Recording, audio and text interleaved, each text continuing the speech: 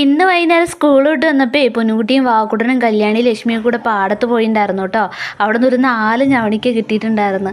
അപ്പോൾ പൊന്നുകുട്ടിക്ക് അത് കിട്ടിയിട്ട് ഭയങ്കര സന്തോഷമായിരുന്നു കേട്ടോ. കാരണം അച്ഛയും ഞാനും ഒക്കെ പണ്ടത്തെ ഓരോ കഥകളൊക്കെ പറയണ കേട്ടേ ഇതേപോലത്തെ സാധനമൊക്കെ കഴിക്കാനും കാണാനും ഉണ്ടാക്കാനും ഒക്കെ ഭയങ്കര ഇഷ്ടമാണ് കേട്ടോ. അങ്ങനെ രണ്ടുപേരും കൂടെ അതൊക്കെ കഴുകി ഞാൻ ഒരു കലത്തിൽ വെള്ളമൊക്കെ ഒഴിച്ചു കൊടുത്ത് അതിനകത്തേക്ക് എല്ലാം കഴുകി ഇടാൻ കേട്ടോ. ഞാൻ പറഞ്ഞു ഞാൻ കൈ കൊണ്ട് എടുക്കില്ല, എനിക്കെന്തോ പേടി പോലെ കേട്ടോ.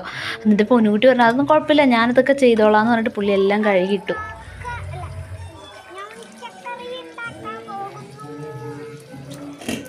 അതൊക്കെ കഴിഞ്ഞ് ഞാൻ തീ പിടിപ്പിച്ച് കൊടുത്തപ്പോഴത്തേക്കും ഞാൻ തന്നെ വെച്ചോളാം എന്നൊക്കെ പറഞ്ഞിട്ട് തന്നെ എടുത്ത് വെച്ചു കേട്ടോ അടുപ്പത്ത്. ഇതൊന്ന് വേവിക്കാൻ എടുത്തത് നേരം കൊണ്ട് പൊന്നുകുട്ടിക്ക് ഇരുന്നിട്ട് സമാധാനം ഉണ്ടായിരുന്നില്ല. എങ്ങനെ ഉണ്ടാക്കും ഞവണിക്ക്? എനിക്കറിയില്ല കേട്ടാ.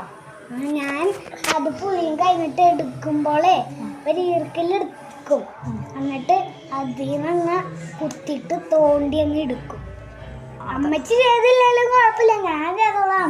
എനിക്കൊരു അറപ്പുമില്ല ഉണ്ടാക്കണ്ടേ അതില്. അത് ഞാൻ ഇട്ടിട്ട് അമ്മച്ചൊക്കെ മസാലയൊക്കെ ഇട്ടാൽ മതി. അതിൽ അമ്മച്ചി അപ്പോൾ ആ ഇറച്ചിയിൽ പിടിക്കണമൊന്നും ഇല്ലല്ലോ, അമ്മച്ചി മസാല അത്ര ഇട്ടാൽ മതി. എന്നിട്ട് ഞാൻ കുഴയ്ക്കാം. ഞാനൊന്ന് മിറ്റടിച്ചിട്ട് വന്നപ്പോഴത്തേക്കും പൊന്നുകുട്ടി അടപ്പത്തുനിന്ന് എടുത്തിട്ട് അത് ഈർക്കിലേക്ക് കുത്തി പാത്രത്തിനകത്താക്കി വെച്ചിട്ടുണ്ട് കേട്ടോ. ആകെ ഒരു ഇത്തിരി ഉള്ളൂ കേട്ടോ.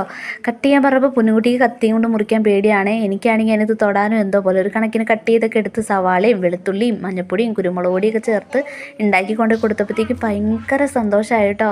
അപ്പോഴാണ് എനിക്ക് പെട്ടെന്ന് ആ സിനിമയിലെ ഡയലോഗ് ഓർമ്മ വന്നേ, പിള്ളേർ ചെറിയൊരു ആഗ്രഹങ്ങളൊക്കെ പറഞ്ഞാൽ നമ്മളെ കൊണ്ട് ചെയ്യാൻ പറ്റണമെങ്കിൽ അങ്ങോട്ട് ചെയ്ത് കൊടുക്കാന്നേ. ഇതൊക്കെയല്ലേ ഒരു സന്തോഷം.